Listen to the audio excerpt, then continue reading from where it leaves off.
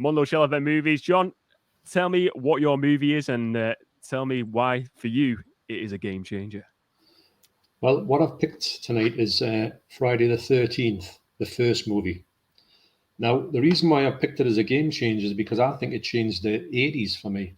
Not just, it did sort of start a genre off with like slashers, but I think it's changed the whole 80s outlook, because the 70s was very different to the 80s. And I grew up and I kind of half knew the 70s for Hammer, the Hammer movies. You had sort of more like films like The Omen and stuff like that. Halloween was coming in. It's a bit sort of slashery, but not that much. But as soon as when Friday the 13th came in, although it's not my favourite Friday the 13th movie, it just spawned all of this madness for the 80s.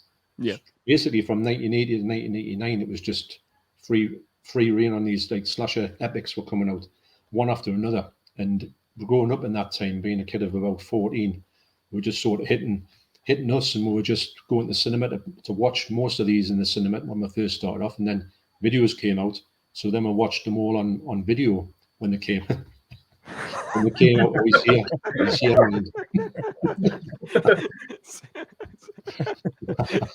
Sorry, John. Nice one. Guest star.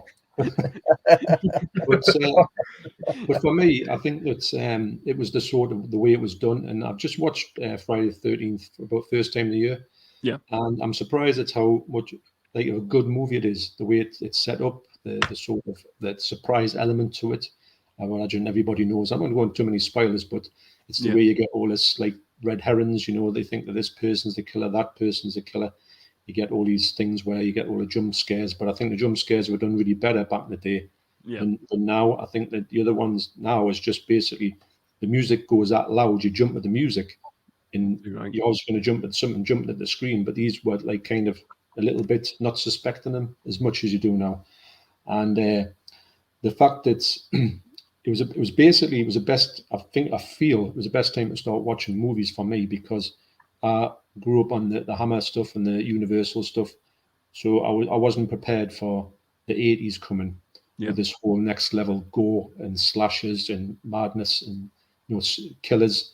I think you had the best killers in the 80s, which sounds a bit sick when you talk about like you love the killers of the 80s, but you know what I mean. It's like it feels like it was like the era of the decade of like just iconic. Like you said, like especially in horror genre, definitely is. That's it. I don't think it's ever been topped, you see, because when they started off, they run out of steam in the 89, 90, and it didn't really progress from that. So they kind of did it and finished it, for want of a better word. And they've tried since and never really replicated it. So to experience that whole 80s firsthand was definitely a game changer for me, and it changed the way I looked at horror movies. I would actively seek out the slashers, the ones that were like Friday the 13th. Yeah, it changed the way I looked at movies in general, because that was me default setting going towards the slasher market. Which, if Friday the 13th hadn't happened, would we even have had that 1980s? Would the 1980s have turned out the way it did? Yeah, So that's why I feel that's a game changer for me, because it changed so much. That one film, which, like I say, it's not the best of Friday the 13th movies for me. It's not my favorite one, but when you think about what it achieved. Maybe it didn't know what it was going to achieve, but it did. And you could say it's like the first of that, generic thing that happened. But it was a great time to witness it. What is, because I was saying to Ryan before the start of the show, like I've been watching them years ago, and I've rewatched this one last night. Yeah. So there's been like tons of these sequels now. What is your favorite one out of the franchise, Joe? It's part 3 for me, and it's purely for nostalgic reasons. I went to see it in 3D at the cinema. Yeah. And I just remember it just being crazy in the cinema with its 3D effects. So, and again, I don't think Friday the 13th Part 3 is the best made Friday the 13th. It just has all them 3D gags in it, which I just transported back to the cinema, and just everybody going nuts, because it was just full of kids. Yeah. And we're going insane for this, everything, going towards the screen. So, for me, I think the best one that's done is probably Part 2, the most complete one, and maybe Part 4. But I like them all to a certain extent, and they get a bit strange and stupid. But I think after 12 movies, they're going to get a little bit strange. They kind of just be great for 12 movies. Yeah. Did you have like when you were watching it? Did you think you had an idea who who the killer was. I mean, obviously, you kind of really don't. In the first one, when I first saw the first, I would have never thought. No. Yeah. Did you any ideas who you thought you might like? It might be this guy, it might be this person, or I thought it was one of the fellas who had the who were looking after the actual camp. They were getting right? it Okay. ready. Yeah. They were gonna. I thought it was a bloke who had the necktie around his neck. Is it the guy with the? Is it the guy who's getting drawn? He's like getting drawn. He's like, do I look like that? Is it that guy? Yes, that's Is it the that one. guy? Yeah. Yeah. I thought it was him because he's a little bit creepy at the start. I mean, creepy Mm. towards that girl. Yeah. And she was the focus of the attention of the whole film. It came out. She was like the final girl, and I thought it's going to be him. But obviously, it didn't turn out to be him at all. And it was great. It was a great twist. Yeah. You know, the twist has been done a million times and stuff like that, and everybody knows how it goes.